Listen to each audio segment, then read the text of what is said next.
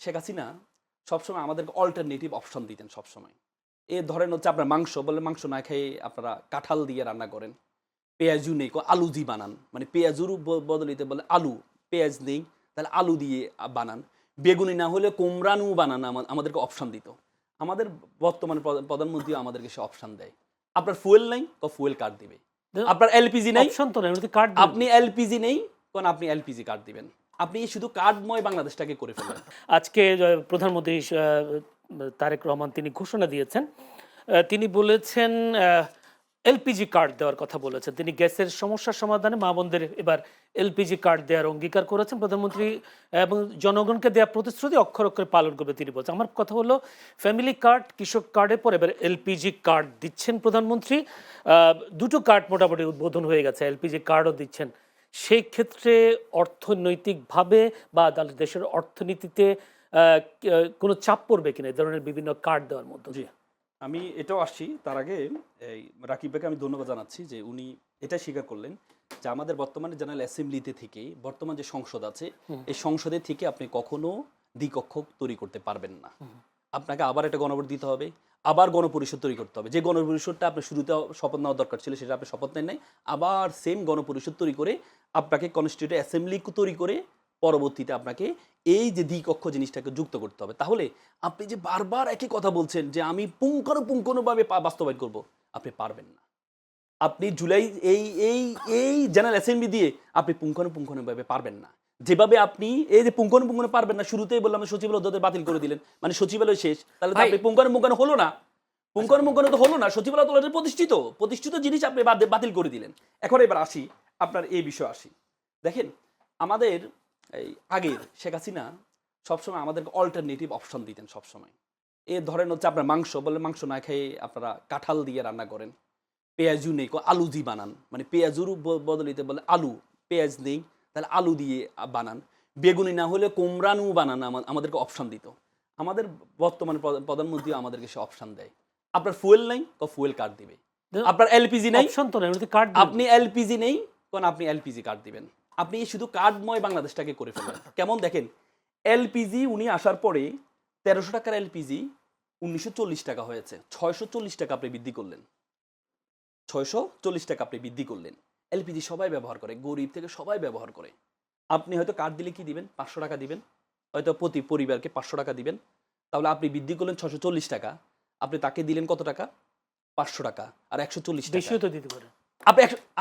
আপনি তো পুরো বছর ধরে আপনি দিবেন, আপনি কি 500 টাকা বেশি দিতে পারবেন না, আপনি দিলেন। এই যে একটা দেখেন, আমি একটা গল্প বলি আপনাকে। একটা লোক গ্রাম থেকে শহরে আসে, শহরে বিল্ডিং গুনতেছে, একতলা দোতলা তিনতলা এইভাবে গুনতেছে। গনার পর সে 35 তলা বিল্ডিং কাউন্ট করেছে। কাউন্ট করার পরে পাশে এক বুদ্ধিমান লোক এসে দেখলো যে এটা আহাম্মক লোক, বলে যে এই তুমি যে গুনছো তুমি জানো প্রত্যেকটা গণার জন্য 1 টাকা করে দিতে হবে।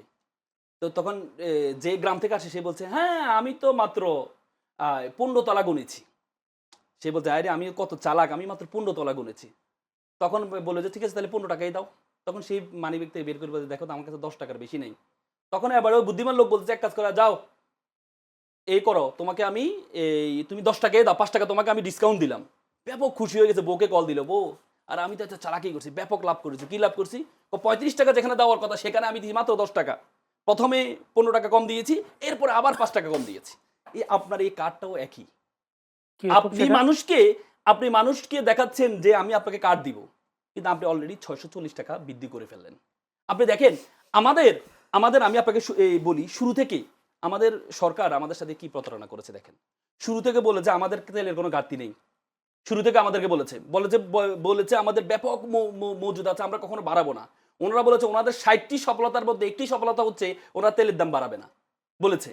অথচ ওনারা বলেছে আমাদেরকে নাকি 161 কোটি টাকা করে ওনারা ভর্তুকি দিয়েছেন।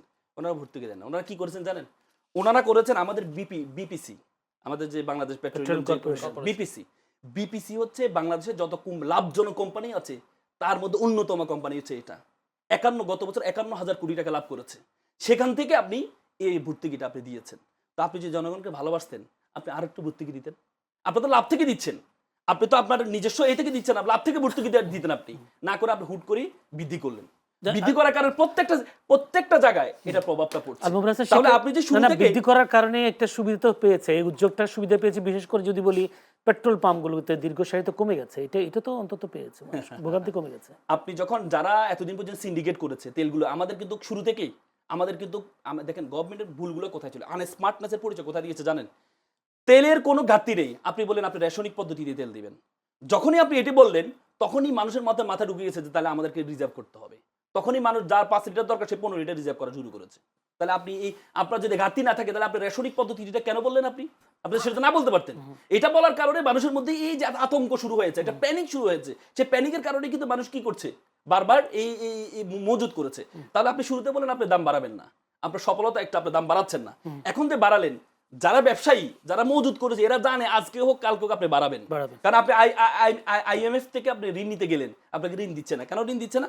কারণ আপনি দাম বাড়ান না, এই জন্য তো বাধ্য হয়ে আপনি দাম বাড়াবেন। যারা ব্যবসায়ী তারা তো সুকৌশলী, তারা জানে আপনি বাড়াবেন, এই জন্য তারা ওয়েট করে আছে যে যখনই বাড়বে তখনই আমি তেলটা ছাড়বো, এই যে যখনই বাড়ছে তখনই তারা তেলটা ছেড়ে। একটা প্রশ্ন করি, এই কৃত্রিম সংকটটা তৈরি করেছে জামায়াতের লোকজন, এরকম একটা অভিযোগ বিএনপি নেতাদের পক্ষ থেকে বারবার বলে, আমার টক শোতেও বলেছে। জামাতের লোকজন যদি হয়, আপনি দেখেছেন একটা জায়গায় তেল পাওয়া গেছে 30,000 লিটার, তাকে জরিমানা করছে 5,000 টাকা। এটা কি এক্সাম্পল? এটা কি এক্সাম্পল? আপনি জানেন এই আমাদের দেশে যতগুলো পাম্প আছে বেশিরভাগ পাম্পের রেজিস্ট্রেশন নাই। আমি কিছু পাম্পকে জিজ্ঞেস করে যাই যে আপনাদের রেজিস্ট্রেশন চলেন কিভাবে, স্থানীয় এমপিদেরকে টাকা পয়সা দিয়ে চলি আমরা। আপনি কোন জায়গায় মজুদ করতে পেয়েছেন, আপনি পাম্পকে সিলগালা করে দেন যে তোমরা 2 বছর ব্যবসা করতে পারবে না। পুরো বাংলাদেশে যত পাম্প আছে তারা দেখবে যে একটা এক্সাম্পল ক্রিয়েট হয়েছে, তো সুতরাং আমাকে আর এটা করা যাবে না। আর আপনি 5,000 টাকা, তারা জানে আপনি জরিমানা করবেন, এই জরিমানাটা রেখেই তারা মজুদ করছে। কারণ তারা তো জানে আপনি আপনার দৌড় কতটুকু। আমাদের আইনমন্ত্রী বলেছে না যে মৃত্যুদণ্ড দিয়ে দিবে, বললো না আইনে কি মৃত্যুদণ্ড আছে? আমাদের বক্তব্য অধিকারে আনছে 3 বছর সাজা, আর আপনি বলে মৃত্যুদণ্ড দিবেন, আইনের বাইরে, আইনমন্ত্রী আইনের বাইরে কথা বলতে পারে। আপনার কাছে আসবো।